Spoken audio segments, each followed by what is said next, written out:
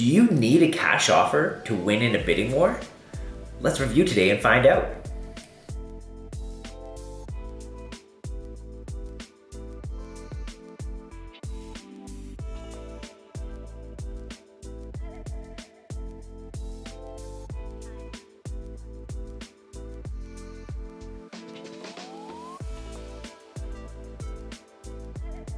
Hey guys, I'm David Kurt. I'm the broker of record in Sudbury with Lake City Realty, and today I wanted to chat about something that all the buyers are asking out there right now is, do I need a cash offer, and even what is a cash offer to win in a bidding war? So first, let's break it down. What's a cash offer? A cash offer in realtor terms is not that you're going to bring a big briefcase full of cash and you're not going to get a mortgage for a property, but a cash offer is an offer on a property that has zero conditions. I like to summarize with my buyers, my sellers, that by saying, if they say yes to this offer, the sold sign goes up right away. So the big question, and it can be super frustrating for a lot of buyers that are shopping in these marketplaces, but do I need a cash offer? The short answer is probably yes. Now that's going to be with a caveat there, but if in a crazy competitive marketplace, if a buyer has 10 different offers to look at, they're going to be weighing the pros and cons of, do I sell for, should I factor in just price, or should I factor in conditions as well? And I always say that there's 4 important parts of an offer. The first is going to be price that is on that contract. The second are going to be conditions. The third is going to be closing date, and the fourth is going to be deposit. But how much extra money would have to be there for a seller to say, well, do you know what, I'll take the chance for a short home inspection condition or a short financing condition? And usually that number is quite a lot, because even the numbers that might be coming in, maybe they've been blown out and they're getting $30 or $40 or $50 or $100,000 more than they expected to get in the first place. So how much more? Is it 10, 20? I've been in the position where we've been $10,000 higher, but we just had a 24-hour home inspection and the seller chose for the lower option.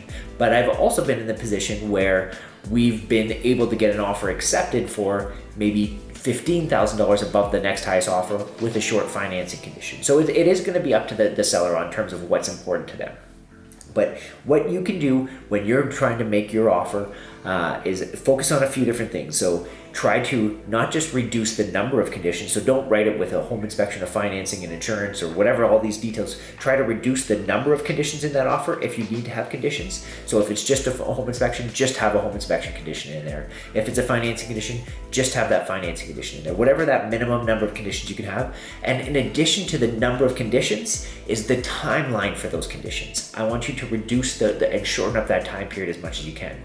Maybe you need to have a home inspection on a property for you to truly feel comfortable in that house. Well, book the home inspector before the offers even get presented. Let them know that you're set up with this great home inspector for tomorrow at 9 a.m.